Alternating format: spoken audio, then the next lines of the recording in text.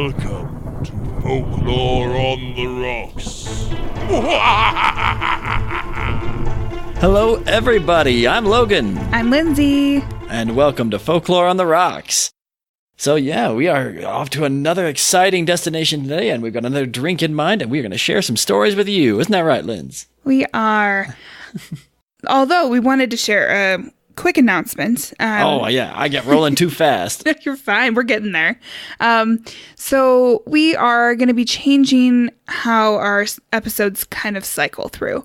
We're going to end up doing folktales from a certain region first to kind of just immerse you guys in that culture a little bit, as well as kind of give you a hint or narrow down what our next creature might be. So it kind of leaves a little bit of mystery. Exactly. All good scary stories start with the setting exactly. first. It's got to be a dark and stormy night first before you know... before you know the monster that's creeping in your door. Exactly. It's very true. So this will be a nice way to kind of set the tone, and you could leave you guessing a little bit. Like tonight we're in Brazil, so... Brazil! You can kind of maybe try to guess what next week's creature is without us, telling you and there being a creature immediately. So I think that'll just add a little more fun to it. You'll still get the same episodes, just kind of in a different order. And our modern folklore will still be fifth in our cycle. And if you really have a problem with it, I guess you could just play them in your own order, mix and match however just you want. Just wait a week. It's the joy of podcasts. Or wait a week and listen to both. Wait a week and listen to both of them, you'll be fine. Or binge listen to us if that's there your thing go. too. So tonight we've got some folk tales for you instead of a creature, in case you couldn't tell from the title of the episode. Yeah, but it's been a really fun way for us to jump into a culture and a folklore first before getting so focused on one creature or one set of stories. It's very true. And in light of that, let's talk about our cocktail for tonight. So we are doing Brazil's national cocktail, the Caipirinha. Caipirinha! It is, like I said, the national cocktail of Brazil. Like, they are proud of it. It's wherever you go. And it's made with a liquor called cachaça. It's kind of similar to rum a little bit in that they're both distilled from sugarcane, but they are produced kind of through different processes. So cachaça, I can't talk, man. Cachaça. It can only be made in Brazil from fresh cane juice. On the night of the full moon. Right, exactly. By the dark priests of the old profane ways. Maybe not quite that, but in some form or another. Okay. But it's fermented and then it's single distilled. And then rum, on the other hand, it can be made anywhere. It is delicious. It is delicious. But it's usually produced from the molasses, which is a cooked byproduct of sugar production. So it ends up being distilled to way higher percentages of alcohol by volume. So cachaça is less potent. It's a little fruitier. It has kind of a subtle sweetness to it. It is definitely sweet, and it is a mellow liquor. It's nice. It is, yeah. And in comparison, like rum is a little bit spicier and more caramelized. Yeah. So it's different in that way, but it's so easy to make. It's so yummy. It's very citrusy with a little bit of that sour sweet. It's essentially made with half a lime, half a teaspoon to 2 teaspoons of sugar. It really just depends on how much sugar you want in it. It's a total taste thing. And then just 2 ounces of cachaça. And then you just garnish with the lime oil. It's the easiest thing ever. So yeah, tasty too. Yeah, you'll feel like you're on a beach in Brazil. See, I feel like I'm, on some kind of cabana looking out over a lush jungle, and I know that our expedition is just getting ready to leave to go deeper into the interior. And yeah, that's and I'm like, I can feel my sand under my toes and that beach sea breeze. Yeah. Got it. I love it. That's there too. It's all part of the wonderful tapestry of scenery that is South America.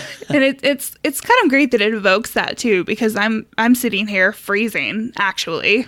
I Because know, it's so it has cold suddenly here. gotten very cold here. Right after we got... So while we were talking about, the North Pole and the Arctic, it was kind of temperate. It was kind of... I was riding my bike a lot here. We were edging And- into like springish weather. Yeah, and then all of a sudden it remembered that it is in fact February, and we do live in the In a Rocky place where Mountains. it's 5 months of winter. Yeah, so snow everywhere, It's mountains of snow. It's crazy. but it'll be gone in 3 days. Don't worry about Yeah, it. definitely. By the time this comes out, probably. Perfect. So yeah, this has been a nice reprieve from the sudden bout of winter that we've all had here in Salt Lake. Definitely. And I know other this- places as well. It's been very cold in many, many. Yeah, I mean, many we places have in the not US. caught the worst of the polar Canada. vortex or any of the things that the east side of the Rockies got, but Which I'm very grateful for. yeah, we know this has been a rough winter for everybody. So let's take a break from the cold and head on down to sunny Brazil. What do you say? Yeah, let's. In case you guys want, I guess, some instruction on how to make the caipirinha, basically. I I mean, thought you you were going to really say don't. if you want instructions on how to get to Brazil. Well, you get on a plane. Step 1, place yourself inside a box. Step 2, label the box. To Brazil, Rio de Janeiro. I thought you were going to go like the Yzma route. Anyway, so basically you cut half of a lime into small wedges. You're going to end up placing the lime and the sugar into a glass and muddle it. Another use for a muddler. More muddling. Yeah. Add some ice cubes and then the cachaça. Still can't say it. Terrible. But yeah, and then you just stir and enjoy. Super easy. I know they even have like vendors on the beach in Brazil that you can just be like, caipirinha, please. And they make it for you right then and there. Bam. Well, let's go. What's stopping us? Nothing. Let's go. Yeah, sounds great. Grab your passport. Bye, guys. Later. But only. first, before we get ready for our guess we trip, should- let's listen to some stories from Brazil. Yeah, What do you I say? guess we should tell the stories. I guess so. Yeah. Okay. We So- won't leave quite yet. Yeah. So yeah, the folklore, the folk tales from Brazil. These were fun ones to read. A lot of them are very. It has a lot of talking animals, kind of like almost like fables, really. Yeah, there are definitely. several little lessons to be learned from these. They're stories that I think you could tell to a younger audience, and it would be fine. But it's a timeless kind of fairy tale. Yeah, we can all learn something from tales like that, for sure. Yeah. And these ones we actually got from a book that is called Fairy Tales from Brazil, How and Why Tales from Brazilian Folklore. And it's by Elsie Spicer Ellis. So, our first tale for tonight is going to be How the Monkey Became a Trickster. All right, this is a good one. Hope you all enjoy it. Once upon a time, there was a beautiful garden in which grew all sorts of fruits. Many beasts lived in the garden, and they were permitted to eat of the fruits whenever they wished. But they were asked to observe one rule. They must first make a low, polite bow to the fruit tree, call it by its name, and say, "Please give me a taste of your fruit." They had to be very careful to remember the tree's correct name, and not to forget to say please. It was also very important that they should remember not to be greedy. They must always leave plenty of fruit for the other beasts who might pass that way, and plenty to adorn the tree itself, and to furnish seeds so that other trees might grow. If they wished to eat figs, they had to say, oh, fig tree, please give me a taste of your fruit." Or, if they wished to eat oranges, they had to say, oh, orange tree, please give me a taste of your fruit." In one corner of the garden grew the most splendid tree of all. It was tall and beautiful, and the rosy-cheeked fruit upon its wide-spreading branches looked wonderfully tempting. No beast had ever tasted of that fruit, for no beast could ever remember its name. In a tiny house near the edge of the garden dwelt a little old woman who knew the names of all the fruit trees which grew in the garden. The beasts often went to her and asked the name of the wonderful fruit tree. But the tree was so far distant from the tiny house of the little old woman that no beast could ever remember the long, hard name by the time he reached the fruit tree. At last, the monkey thought of a trick. Perhaps you did not know it, but the monkey can play the guitar. He always played when the beasts gathered around the garden to dance. The monkey went to the tiny house of the little old woman carrying his guitar under his arm. When she told him the long hard name of the wonderful fruit tree, he made up a little tune to it, all his own, and sang it over and over again, all the way from the tiny house of the little old woman to the corner of the garden where the wonderful fruit tree grew. When any of the other beasts met him and asked him what new song he was singing to his guitar, he said never a word. He marched straight on, playing his little tune over and over again on his guitar, and singing softly the long, hard name. At last, he reached the corner of the garden where the wonderful fruit tree grew. He had never seen it look so beautiful. The rosy-cheeked fruit glowed in the bright sunlight. The monkey could hardly wait to make his bow, say the long, hard name over twice, and ask for the fruit with a please. What a beautiful color, and what a delicious odor the fruit had! The monkey had never in all his life been so near anything which smelled so good. He took a big bite. Ooh, and what a face he made! That beautiful sweet-smelling fruit was bitter and sour, and it had a nasty taste. He threw it away from him as far as he could. The monkey never forgot the tree's long, hard name and the little tune that he had sung. Nor did he forget how that fruit tasted. He never took a bite of it again. But after that, his favorite trick was to treat the other beasts to the wonderful fruit, just to see them make faces when they tasted it. So what'd you think about that, Logan? I do like that. I like the monkey as a trickster. That's a very fun character. He's kind of like Coyote or Anansi. He has that kind of element to him. Yeah, monkeys in general are totally mischievous creatures, right? Like, yeah, they already are. So he's perfect pick to be the trickster, right? Yeah. And I really liked the initial part of this tale when they were talking about, showing respect for where your food comes from. I really did like that part. Polite and ask permission and not be greedy. And I think that's good advice for basically everything in your life, right? Mm-hmm. I think it's really evokes the culture that they have down there because they get so much from what's around them, from the ocean, from the rainforests, and everywhere in between. They have such a lush environment and they have such amazing ecosystems within it that it's so bountiful. But, you destroy things, you use up things, and it goes away. So that not being greedy part is really, really important, I think. And I like that's right in the core of their fairy tales and these aspects of these characters that they are part of this ecosystem and they all live together. Mm-hmm, definitely. And I think that's why it's present. It's why it makes sense to talk about it through these animals' voices, because it's more fun and because it makes the tale more palatable or easy for kids to understand. Perfect. Stuff like that. I also really liked him, kind of what it said about how it's easy to use music to remember things. Yeah, it's a really, that's a great mnemonic device that I used to use. My mom taught it to both me and my sister when we were kids, to make up a song to remember details. For us, it was for tests. Try to remember stuff. Yeah. Like the Animaniacs song with the presidents. That's a good one. Yeah. I always think it's funny that I never really learned to read music, but I performed in a lot of musicals.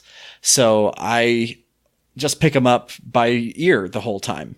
And there's a lot of very talented performers that I've worked with that think that that's just a travesty. That you can't read music? No, you lock it into your brain, and after a while, because it's a song, it all fits together. Well, there's famous musicians that just play by ear, Yeah.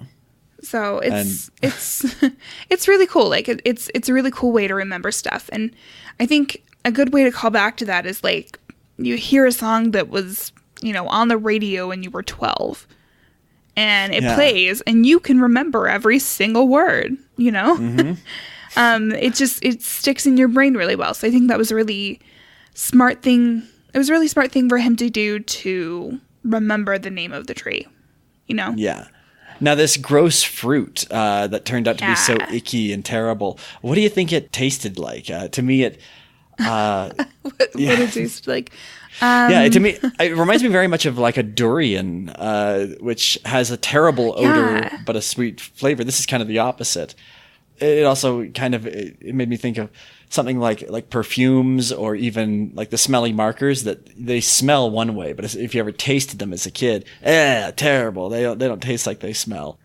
No, I totally agree. There's actually a large amount of stuff like that, that seems appealing and then definitely is not once you get it. And I think that if we expand back from that a little bit, we end up with kind of the moral of the story, I guess, which is that something that's beautiful or appealing isn't always good on the inside, or like reality doesn't really live up to expectations sometimes, you know?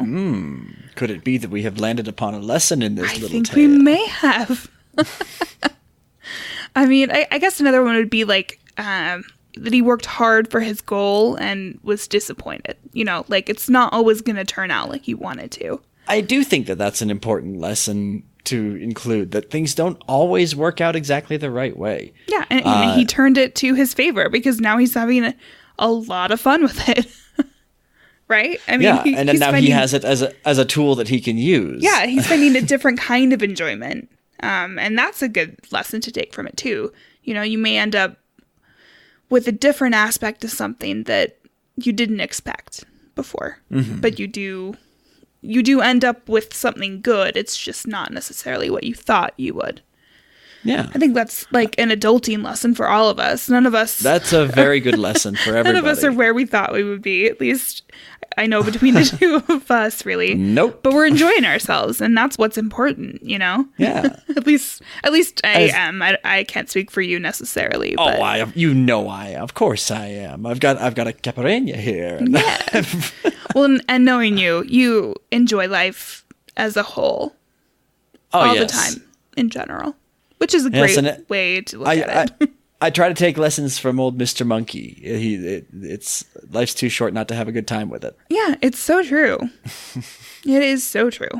So, you have any other things you want to talk about with that? No, that's pretty much it for this one. It was a short little story, but it was a fun one. I liked it. I would like to see it acted out. It would be fun to see in like a puppet show format or something like that. That would be cute. Cute little monkey puppet. Okay, so let's move on to our next tale. And that one is called How the Brazilian Beetles Got Their Gorgeous Coats. Oh, this is a good one. All right, here we go. In Brazil, the beetles have such beautifully colored, hard-shelled coats upon their backs that they are often set in pins and necklaces like precious stones. Once upon a time, years and years ago, they had ordinary plain brown coats. This is how it happened that the Brazilian beetle earned a new coat. One day, a little brown beetle was crawling along a wall when a big gray rat ran out of a hole in the wall and looked down scornfully at the little beetle. "Ho! How slowly you crawl along. You'll never get anywhere in this world. Just look at me and see how fast I can run." The big gray rat ran to the end of the wall, wheeled around, and came back to the place where the little beetle was slowly crawling along, only a tiny distance from where the rat had left her. "Don't you wish you could run like that?" said the big gray rat to the little brown beetle. "You surely are a fast runner," replied the little brown beetle politely. Her mother had always taught her to be polite, and had often said to her that a really polite beetle never boasts about her own accomplishments. The little brown beetle never boasted a single boast about the things she could do. She just went on slowly crawling along the wall. A bright green and gold parrot in a mango tree over the wall had overheard the conversation. "How would you like to race with the beetle again?" he asked the big gray rat. "I live next door to the tailor bird," he added, "and just to make the race exciting, I'll offer a bright-colored coat as a prize to the one who wins the race. You may choose for it any color you like, and I'll have it made to order." "I'd like a yellow coat with stripes like the tiger's," said the big gray rat, looking over his shoulder at his gaunt gray sides, as if he were already admiring his new coat. "I'd like a beautiful, bright-colored new coat, too," said the little brown beetle. The big gray rat laughed long and loud until his gaunt gray sides were shaking. Why, you just talk as if you thought you had a chance to win the race, he said when he could speak. The bright green and gold parrot set the royal palm tree at the top of the cliff as the goal of the race. He gave the signal to start and then flew away to the royal palm tree to watch for the end of the race. The big gray rat ran as fast as he could. Then he thought how very tired he was getting. Oh, what's the use of hurrying? He said to himself. The little brown beetle cannot possibly win. If I were racing with somebody who could really run, it would be very different. Then he started to run more slowly, but every time his heart beat, it said, Hurry up! Hurry up! The big gray rat decided that it was best to obey the little voice in his heart, so he hurried just as fast as he could. When he reached the royal palm tree at the top of the cliff, he could hardly believe his eyes. He thought he must be having a bad dream. There was the little brown beetle, sitting quietly beside the bright green and gold parrot. The big gray rat had never been so surprised in all his life. How did you ever manage to run fast enough to get here so soon? He asked the little brown beetle as soon as he could catch his breath. The little brown beetle drew out the little tiny wings from her sides. Nobody said anything about having to run to win the race, she replied, so I flew instead. I did not know that you could fly, said the big gray rat in a subdued little voice. After this, said the bright green and gold parrot, never judge anyone by his looks alone. You can never tell how often or where you may find concealed wings. You have lost the prize. Until this day, even in Brazil, where the flowers and birds and beasts and insects have such gorgeous coloring, the rat wears a plain, dull gray coat. Then the parrot turned to the little brown beetle who was waiting quietly at his side. What color do you want your new coat to be? He asked. The little brown beetle looked up at the bright green and gold parrot, at the green and gold palm trees above their heads, at the green mangoes with golden flushes on their cheeks lying on the ground under the mango trees, at the golden sunshine upon the distant green hills. I choose a coat of green and gold, she said. From that day, the Brazilian beetle has worn a coat of green with golden lights upon it. For years and years, the Brazilian beetles were all very proud to wear green and gold coats like that of the beetle who raced with the rat. Then, once upon a time, it happened that there was a little beetle who grew discontented with her coat of green and gold. She looked up at the blue sky and out at the blue sea and wished that she had a blue coat instead. She talked about it so much that finally her mother took her to the parrot who lived next to the tailor bird. You may change your coat for a blue one, said the parrot.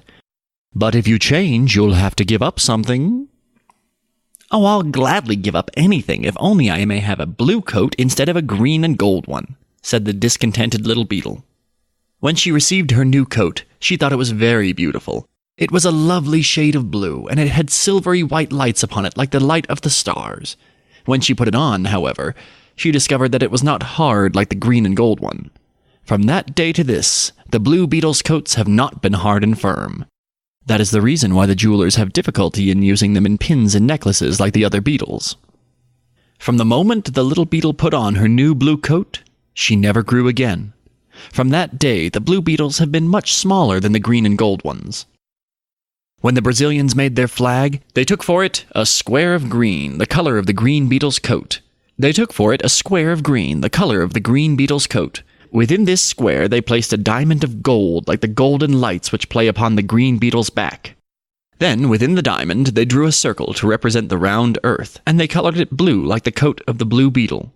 Upon the blue circle they placed stars of silvery white, like the silvery white lights on the back of the blue beetle.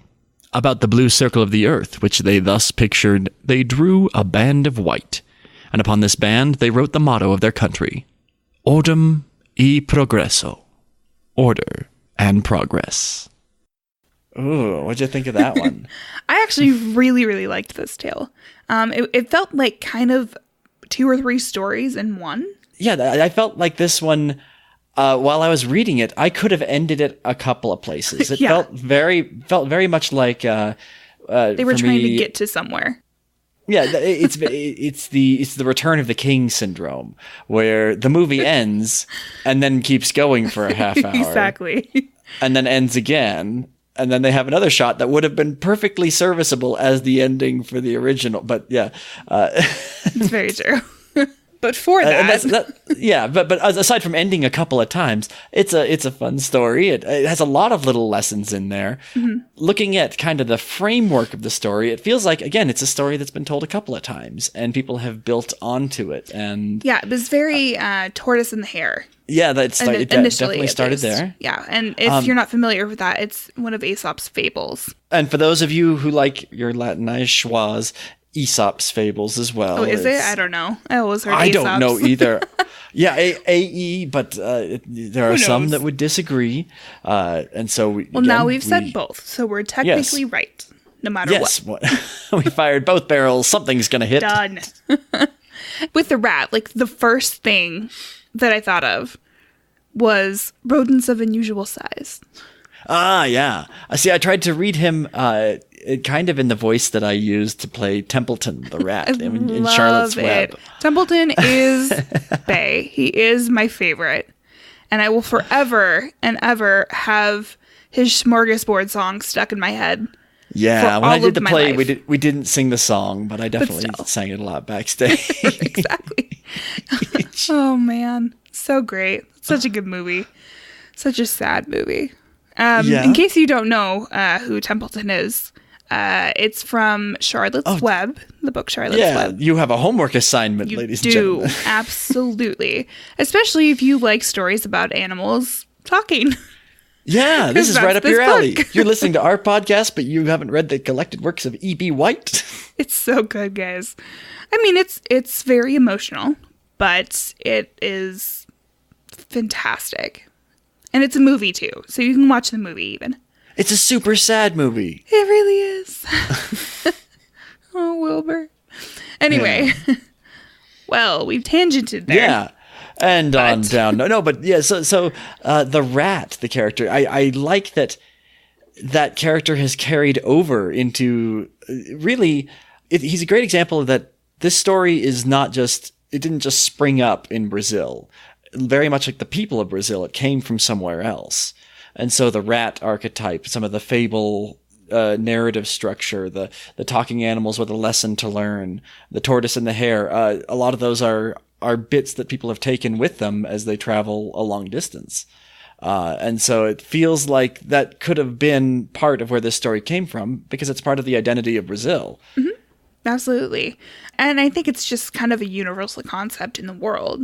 You know, Yeah. like there's always someone that thinks that they're better than someone else and gets shown up, you know, they get proven wrong. The underdog wins sometimes, you know. I also like the finding a loophole of the beetle. That's a fun. She was so smart. That's a fun lesson that I would love to teach to anybody. Sometimes if you can't find a way through a problem, you can go around a problem just as easily. Exactly. I mean, you should. That's logical thinking. And more people should practice it. And when she says, well, it didn't say anywhere in the rules you couldn't fly, well, she has a point. And I really love that she was a girl, you know.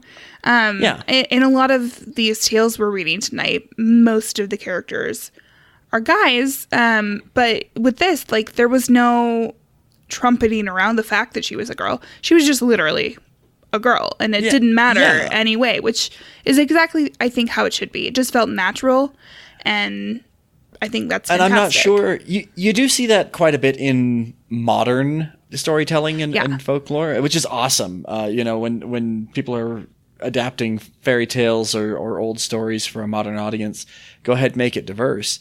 I'm curious kind of what kind of diversity you would normally see in a little older because stories. I think this is end of the 1800s-ish, early 1900s. So, I mean, it's back in a time where that isn't necessarily something that you would see, unless it had some bearing on the story. But it didn't here, and that's, I think, why I like the fact that she was, because it didn't matter that she just was.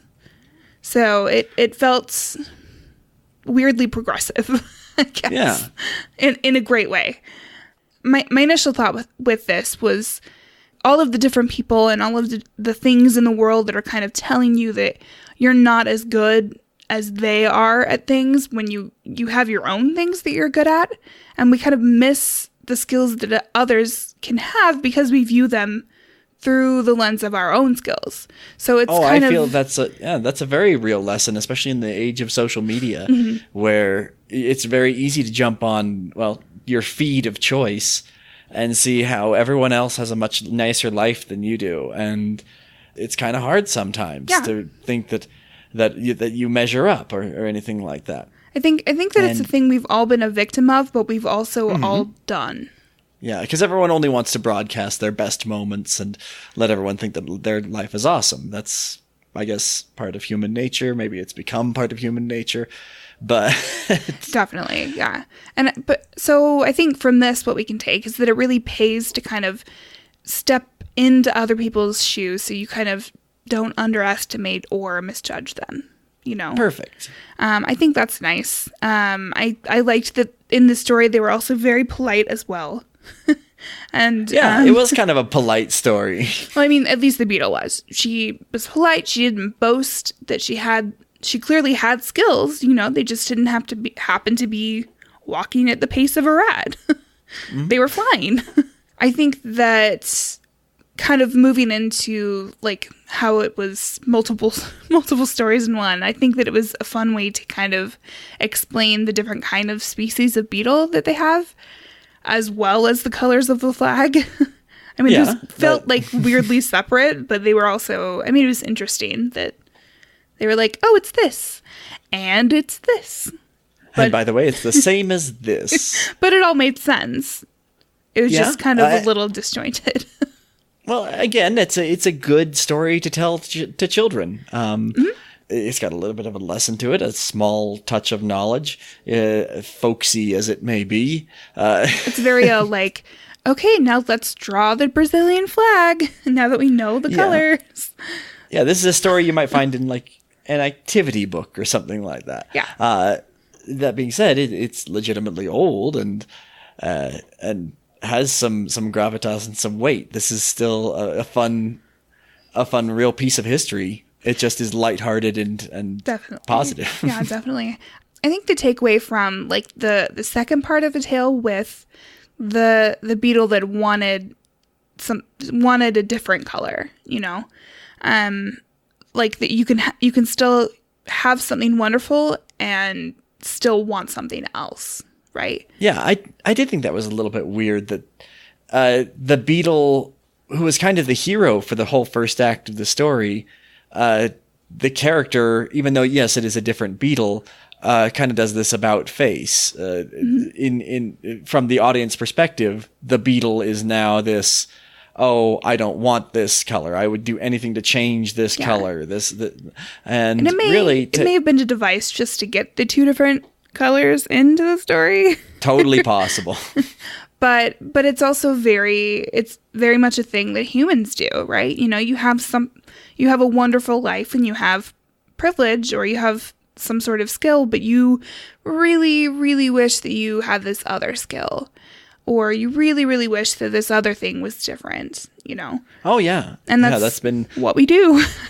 To a small extent, that's been a lot of my experience with bikes. Oh yes, I've mentioned my bike over the last couple of weeks, and that's been a big part of it. You get a bike, and the first couple things you do is, I should have gotten the one that does this. I should have paid a little more to get this, or get this frame style, or this kind of. I should have gone for this. And we're never happy. You build that list, and eventually it's okay. For my next bike, it's gonna do this, and it's gonna have this and this and this, and so. I've got a new bike, which was the last checklist, and I'm trying to resist starting a fresh checklist for the next bike. I mean, you can ride around in the snow on your bike, so I think that you kind of maxed out at, I sure ultimate can. coolness. Oh man. So yeah, I really actually did like that story a lot. I thought it was fun, as kind of mishmashy as it was at the end, but I still thought it was really good. I thought that the parrot was super cool. I did like the parrot. The wise parrot that was just like, yeah, I know what's up. I know what's going to happen here. You dumb rat. It was pretty fun. But You have anything else Well, you want it's- to talk about with that story? No, that was kind of it. That one was was a fun one to read. I don't know. I like doing it, and I'm excited to go on to the next one. I really liked the rat voice. I thought it was fun. The rat was a good part of it. Yeah. Thanks. I'm glad you liked it. So let's take a quick break here to play a promo for you. This is from one of our favorite shows. It's a show called Mythical. And the host is known as the narrator. And she kind of does what we do. She tells you tales, basically. She tells you original myths and fairy tales. She's got some commentary and some sound effects.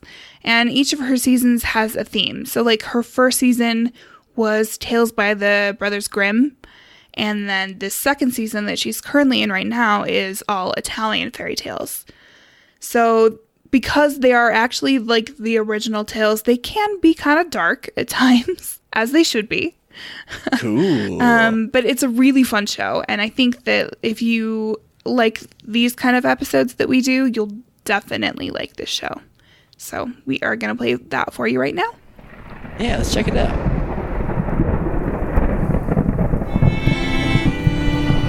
Hello, I'm the narrator, host of Mythical, the podcast that wanders the dark and fantastical pages of fairy tales and myths.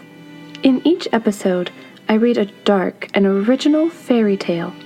Along with the story, I also add my own commentary on the side.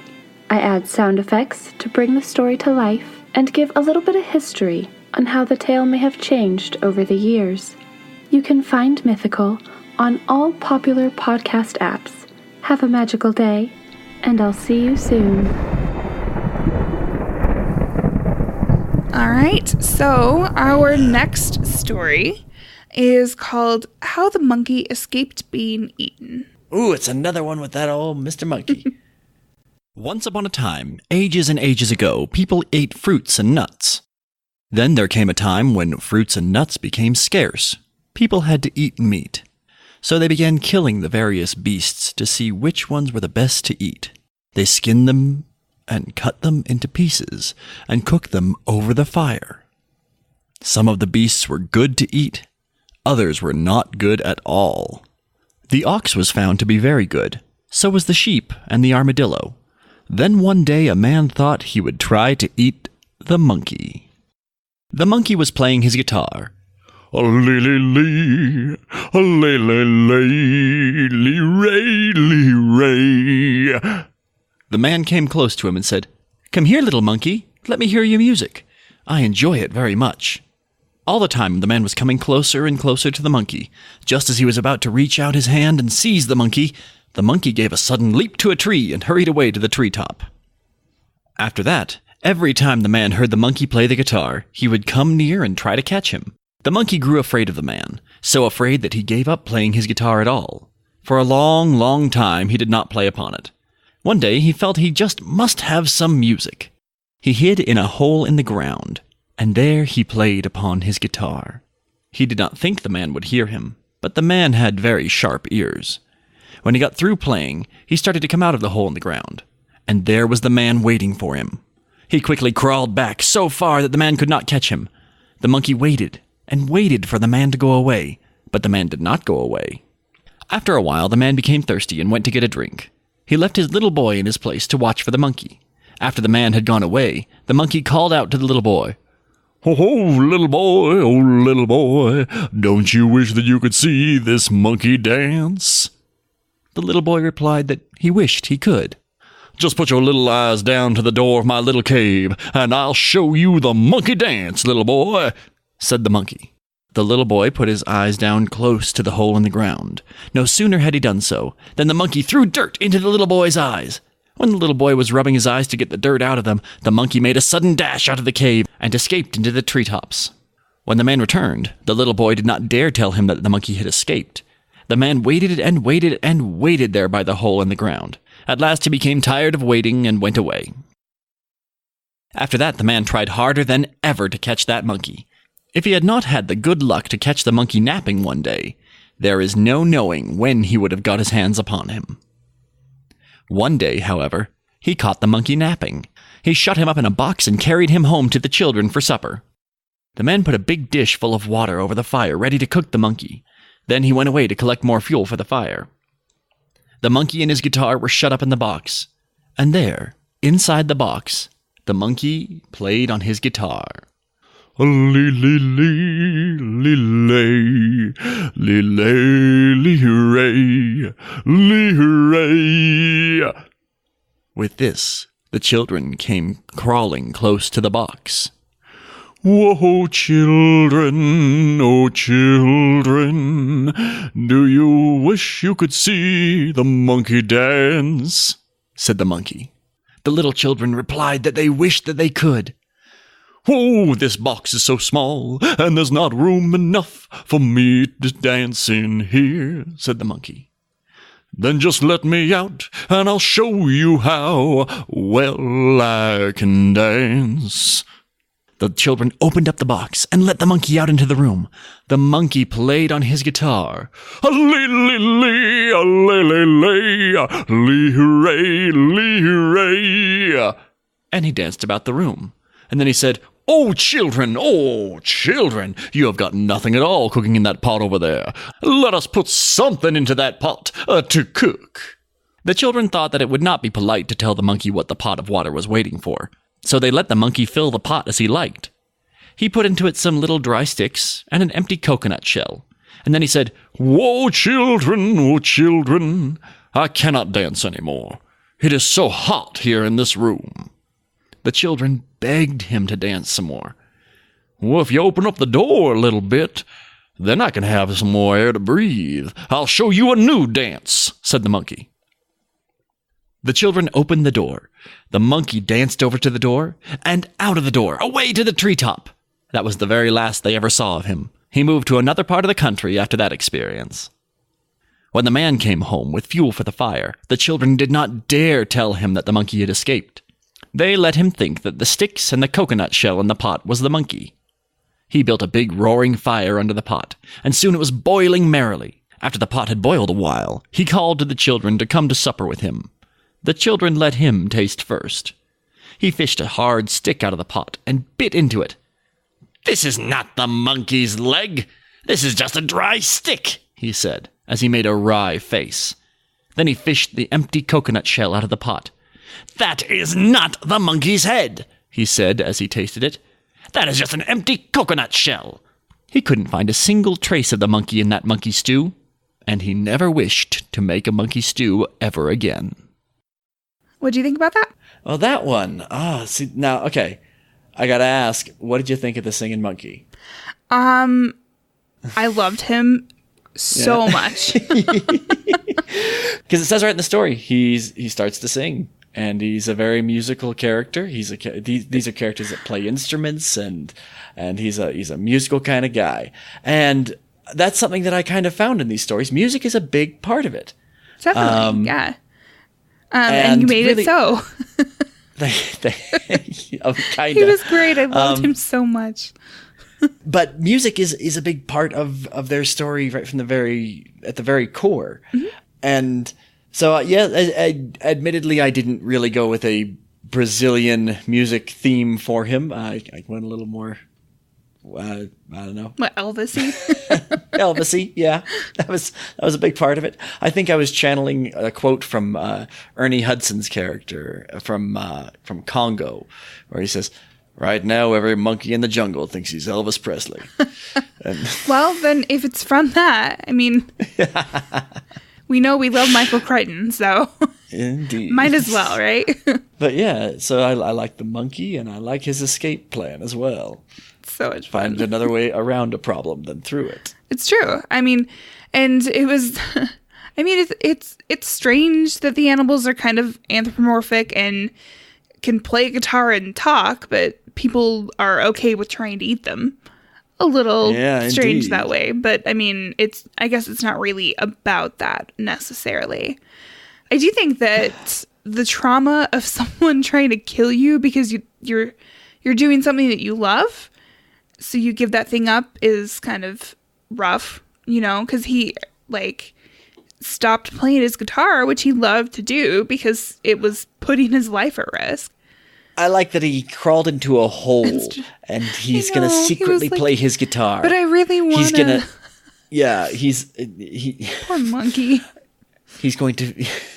So sad. On the down low, and no one gets to hear his songs, but he gets to know that he's singing them. Until someone does, and then he gets found. Oh, man. Yeah. Poor monkey. It was an interesting way to kind of discuss eating animals rather than like fruits and nuts and stuff. Yeah, I did different think that that way. was kind of... I did really like that the monkey was very clever. It was a very like fairy tale element. Yeah, I really like this monkey. I think so when I was a little kid, I really, really liked monkeys a lot. And I'm not surprised. I think I hadn't spent a lot of time around monkeys. So this was the idealized monkey that I really liked. One kind of like Curious George, kind of that. That's probably why you liked him. Yeah. And he was the best, let's be real. Yeah. Definitely. No, a monkey that has all the clean and lovable parts of a monkey and none of the terrible, horrifying, or awful parts. Yes. If anyone wants a pet monkey, leave it in the woods. Get a dog instead. Yes, please. They'll love you more anyway. Yeah. But he kind of reminded me a little bit of the badger back in our Japanese folktales episode. A little bit, yeah. I mean, he's captured and sitting there and like wheedling his way out of getting eaten. And it was very similar in that regard. A little less murderous, so that's good. Always a good thing. Yeah, well, usually a good thing. I mean, entertainment value. The murder is fun, I guess, but at the same time, I don't know. It was smart that he moved away after all of that happened, though. I love that he was like, okay, bye. And then he like legit just left. just pieced out of there. He was like, later, I'm move away from these problematic people. Oh man. And I was a little sad that these kids were so scared of their dad that they couldn't tell him like, yeah, sorry, we let the monkey escape, or sorry, we let the monkey out of his crate. And yeah. Well, and this goes back to the lesson that we kind of pulled out of one of our scary stories a couple weeks ago. You look at the actions, yeah, sure, that's bad, but the dishonesty, the not telling other people about it, the not taking advantage of those around you as a resource, that's where things really get out of control. I think if the kids never leads to something good. Yeah, if the kids had just said to their dad, "Oh, the monkey escaped," then they could go catch some fish, and then they have a big dinner, and everyone's happy. Yeah. But they lied. At least here, nothing. It didn't really hurt anything because the first time, like he just ended up waiting longer than he needed to, where the monkey was caught in that pit or whatever. Mm-hmm. And then the second time, he ended up eating a stew of sticks and coconuts, but he figured out pretty quickly that it wasn't the monkey. So, I mean, nothing really bad happened per se, but at the same time, there's something to be said about having courage. I do wish to take small issue with this story, though. If someone serves me a hot bowl of monkey stew, the first thing I do is not going to be reach into it and pull out the bone and bite into it. Nobody bites into the bone. That is a little bit weird. A big soup. You don't bite into the skull part. You eat around it. That's there for flavoring. Hey, to be fair, they just started eating like a animals. bay leaf. Remember, he doesn't know what he's doing yet. Okay, I'll give him a pass. But he's new to it. It did take a different turn than I thought it would. Just with the dad at the end being like, "Oh, okay, whatever," and then he just kind of let go of ever eating a monkey again. That was interesting. I mean, it is good to let things go sometimes when you're disappointed time and again. Maybe I also have don't eat monkeys, but like. Yeah, but I also have a great deal of respect for any villain who actively tries to make soup out of his opponent. Fair. The Shredder threatened it many, many times. Tonight I dine on turtle soup. But he never followed through with it. Well, maybe he did in one or two episodes, but not literally, more in a figurative sense. But to actually attempt to make soup of one's enemy. That takes a certain level of villainy. I mean, it does, but they don't often see. Yeah. That's why he was the villain. Yeah. It was his goal, and he failed. But he tried really hard. I mean, like, he wasn't, I don't know that he was even a villain per se. Like, he was just a very tenacious person. Yeah. That's why I like referring to characters like him as antagonists. Yes. Over villains. Absolutely. Yep. Yeah. Just on the small scale spectrum, he is the opposite of the monkey. Whatever the monkey is, he isn't. He may not be the bad guy, really, but he is the antagonist of the story. Yeah. Absolutely. Because he's what's causing all the problems for the protagonist, which is the monkey. So there it you makes go. Perfect sense. But yeah, it was a fun story. I liked it being like, okay, now we don't eat monkeys. You know, like that's the reason behind it. Good enough They're for me. too smart, No. which is true. They're very smart creatures. So, Yeah. I really do wish I could go to the zoo and watch monkeys play some guitars and sing to me. Oh, that would be really cool. I would watch that for days. Absolutely. Live stream that. You know? It'd be great.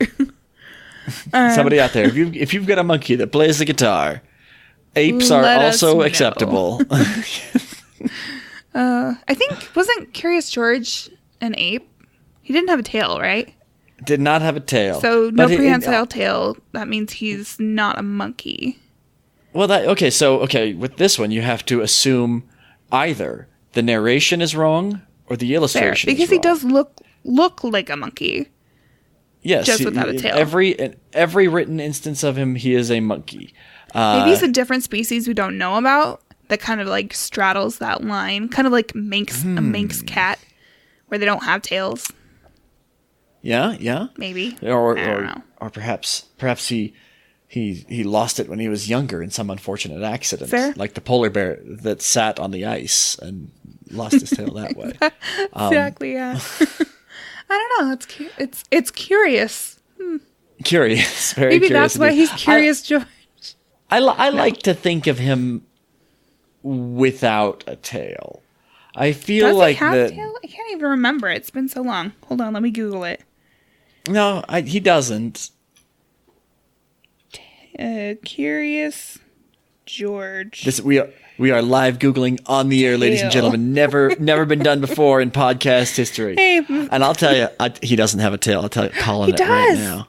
wait, no, he does. He and does have it. He does, and he doesn't. He doesn't. What? What is happening? See, now our podcast audience is screaming into it because they Googled it the first as soon as we started talking about it, and they're like, "Yeah, he does in some illustrations. Okay, he okay. doesn't in the later ones." So- yeah, okay. Most of what I'm seeing, he does not. So maybe it's a Mandela effect thing. Possible. Possible. So back to Brazil, where I feel Curious like that's a whole George other isn't. podcast episode. Sorry. Okay, so let's talk about our next tale instead. Of Yeah, we got continuing another this. story Our next tale. and another drink. Exactly. Our next one is called How the Toad Got His Bruises. Oh, this one's cool. Okay, here goes.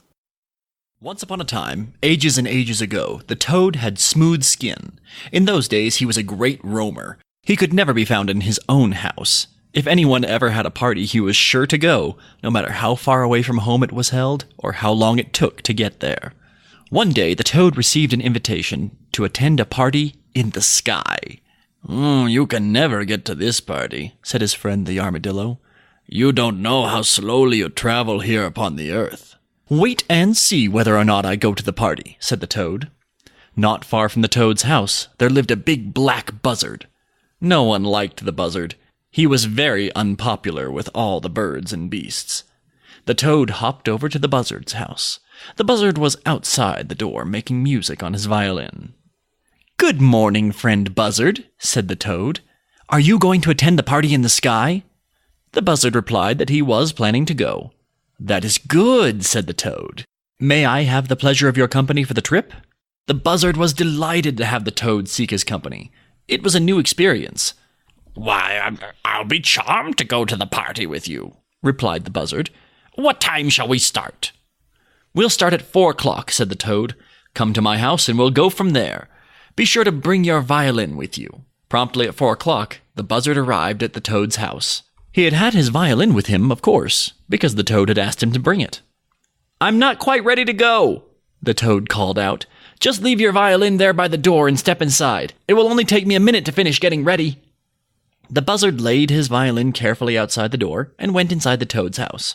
The toad jumped through the window and hid himself inside the violin. The buzzard waited and waited for the toad to get ready, but he did not hear a word from the toad. Finally, he got tired of waiting. He picked up his violin and started off. When he arrived at the party, he was a trifle late, but he explained how he had waited for the toad. How foolish to wait a minute for the toad, said his hosts. How could the toad ever get to a party in the sky? We just asked him as a joke because he's such a great gadabout. Lay down your violin and come to the feast. The buzzard lay down his violin, and as soon as there was no one looking, out hopped the toad. He was laughing from ear to ear. So, they thought I would not come to the party. What a joke! How surprised they will be to see me here, he said.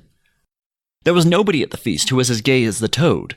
When the buzzard asked how he arrived, he said, I'll tell you some other day. Then he went on eating and dancing. The buzzard did not have a very good time at the party. He decided he would go home early. He went away without saying goodbye to his hosts and without taking his violin with him. At the end of the party, the toad hopped inside the violin and waited for the buzzard to take him home. Nobody picked up the violin, and the toad began to be very much worried. He almost wished he had not come. After a while, the falcon noticed the violin. That violin belongs to the buzzard. He must have forgotten to take it home. I'll carry it back for him, he said.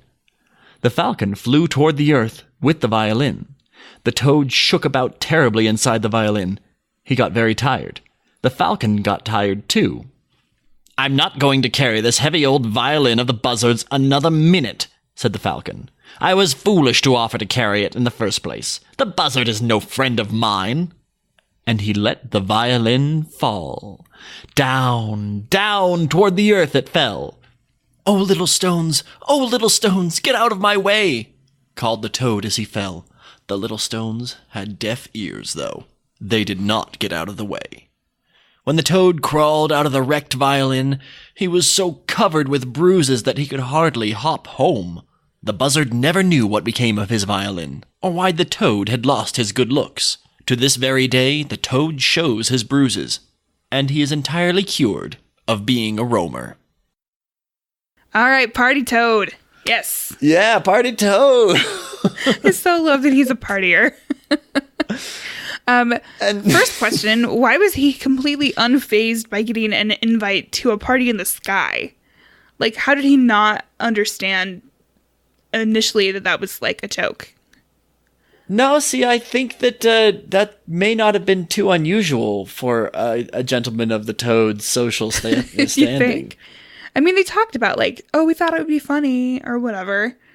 But yeah, I was asked not long ago if I could attend a big corporate event, and they said it's super formal. You'll have to wear a tuxedo. Do you have a tuxedo?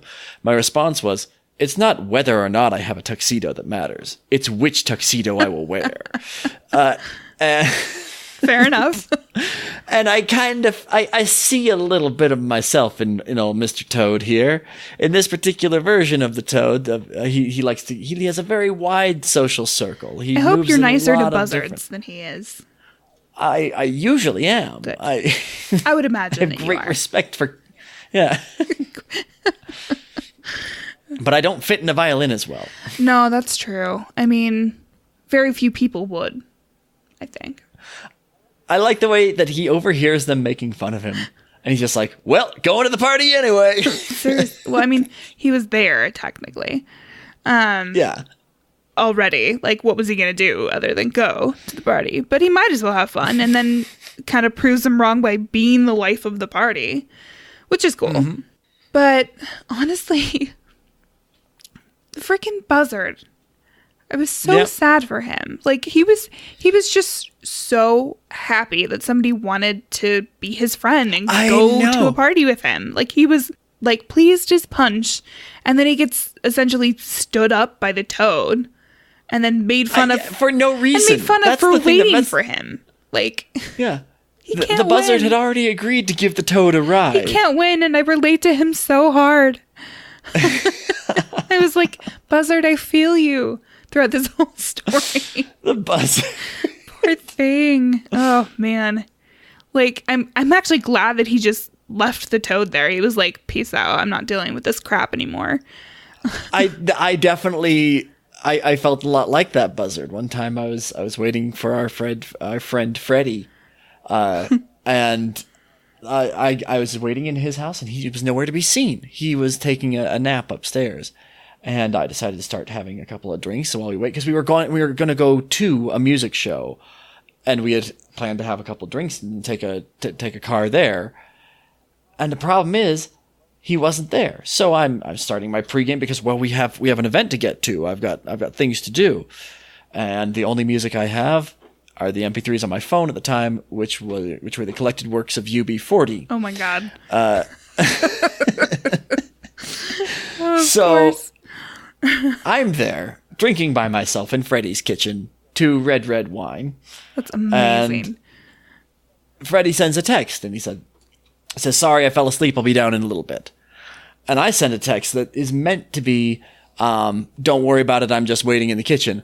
However, this time I've had a couple of drinks, and I send him, is okay, we kitchen. That's it. And you guys have to know that this phrase lives in infamy in our friend group. Like, in infamy. Is okay, we kitchen. We say it constantly. It is one of our Loganisms. And we tell it to each other all of the time. But I get what it is to be just like, dude, come on, be ready to go. Come on. Oh, the party is waiting. Why? Where is this frog? And toad, excuse me. Toad. Yes, get it right. But but at the same time, luckily Freddie wasn't like malevolently waiting for you to get tired and just leave without him so he could hitch a ride on you. I guess the equivalent of that would be for Freddie to have stowed away in the trunk of my car. Just to show up unexpectedly. Or, knowing our friend Freddie, what would be even better is for him to stow away in the back of an Uber that was on the way to come pick me up, and then surprise me in the back seat. I think that may have been his intention. Yeah. I guess the problem here is that you're friends, which he clearly was not with the buzzard. Yeah, I guess that's the big difference. Yeah. Poor buzzard. I can't get over it. I'm so sad for him. That buzzard is no friend of mine. Aw. I did think that it was nice of the falcon to kind of actually try and help the buzzard out, but at first, kind of. Oh, of course. But Falcon's an honorable creature. But it was a the pretty falcon, dick move to kind of just drop the violin from the sky. Well, yes, he is pragmatic as well. Yeah. Like, fair. I get it. But, like, land and put it on the ground or something. Because he never got his violin back. Ever. Yeah, nope. It's so sad to me. A sacrifice to the party gods right there. It is. But, I mean, I guess the moral of this story would end up being, like, Toad, he reaped the consequences of his actions. And, like, if he hadn't been cagey and he just actually, I don't know, asked someone for a ride to the party, this could have been avoided. I feel like that would have gone over just fine. I feel like if there's a lesson to be taken from this, it's be yourself and don't wait afraid for people. to. Got it. Yeah, there we go. And don't wait for people. Perfect. No one's your friend. Leave them alone. Yep. Oh, sorry. You're cooler than everybody else, whether you just can't get over actually are or not. Poor buzzard. Love the people in your life that are buzzards, guys. They need you. Yeah, if you know a buzzard, go give them a hug right Please now. do. That would be me. I mean, not really, but yeah, essentially, in some ways, we've all been there. You know, we've all been the buzzard at one time or another. Yeah. Some people are more often than others, but we all have definitely have that happen in some way or another. Okay, springtime is coming. I will make sure that you get invited to more parties, Lindsay. Oh, for me, it's never. I'm not really concerned about getting invited because I usually do, and it's fine. It's just more. And besides, ladies and gentlemen, I'll have it known to all of the people and put on the record, Lindsay has just invited me to a party. A D&D party. That's right. We're starting a campaign. It's going to be the best. I'm super excited about it, actually. It's my first campaign. I've been watching a ridiculous amount of Critical Role, and I just need to play. I feel like you should speak to the members of my other D&D groups before wanting me to join any other D&D group. Well, considering the people that we have lined up for our future campaign. Oh, yeah. Yeah. Basically, what's happening here is they are all theater people, except for me. I kind of am, but everything I did was all backstage and costumes. So you're theater adjacent. I'm definitely theater adjacent, absolutely. Yeah. But you guys are all like 100% performers, very creative people. So it'll be only because we're not good at anything else. That's not true. But it will be absolutely perfect for a campaign because that's exactly what we're doing. You know, we're role playing. So it's perfect for something like this. And that's why I think I'm the most excited because, you know, I sit here watching Critical Role and I'm like, these people are fun actors. And I look at you guys and you're fun actors. So it'll be great. I'll get exactly what I wanted. So be ready for excerpts and highlights from that, ladies and gentlemen. Oh, yeah. Maybe we'll regale you with what's happening on our Patreon or something. We're going on an adventure. We're going to at least attempt to. It'll be really fun, I think.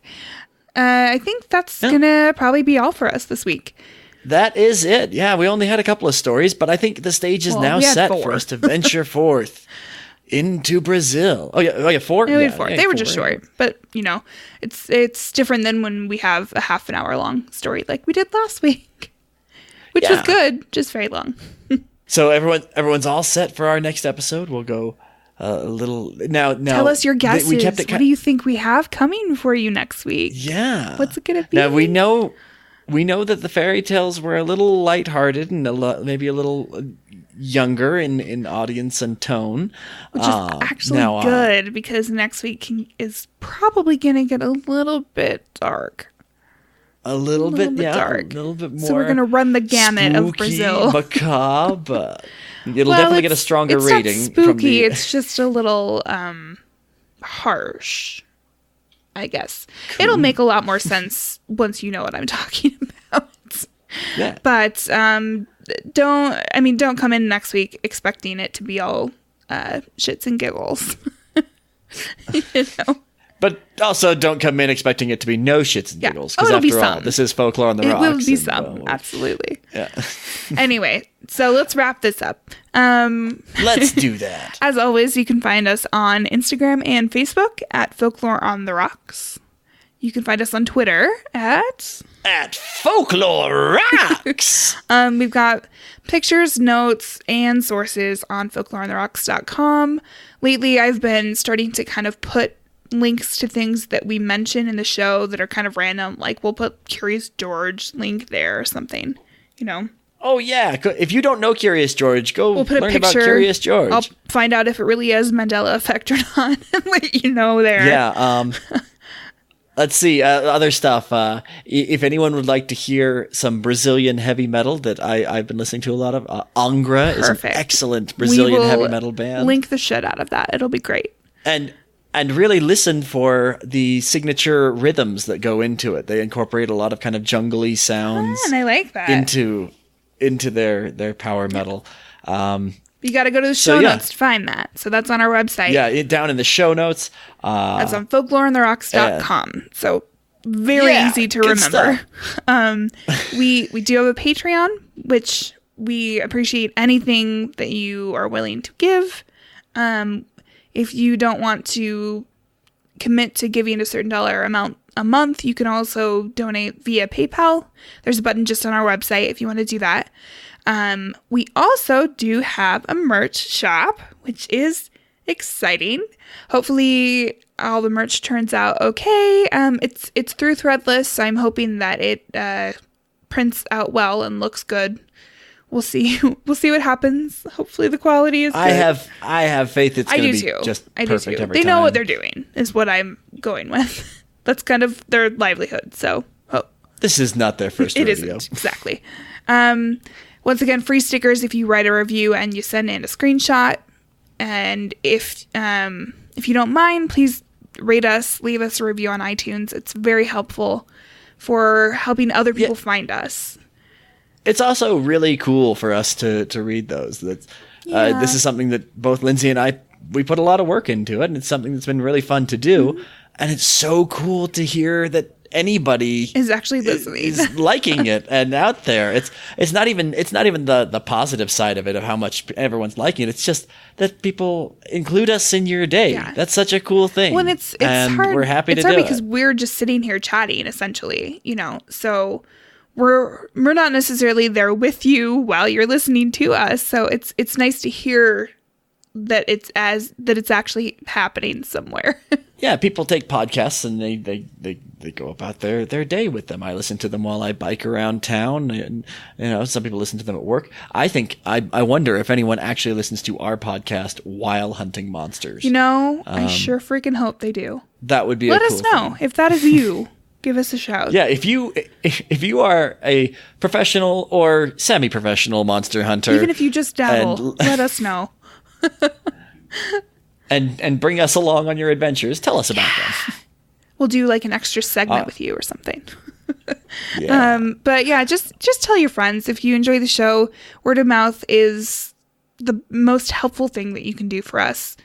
There's podcast groups that you can recommend shows in. That please do so if you like us. Recommend us on Twitter, and we'll probably retweet you. That kind of thing. But I think that's all that we have for you this time around. Yeah, thanks everybody. Thank you for listening, and we're gonna see you next Sunday. Yeah, we'll see you next week. Bye.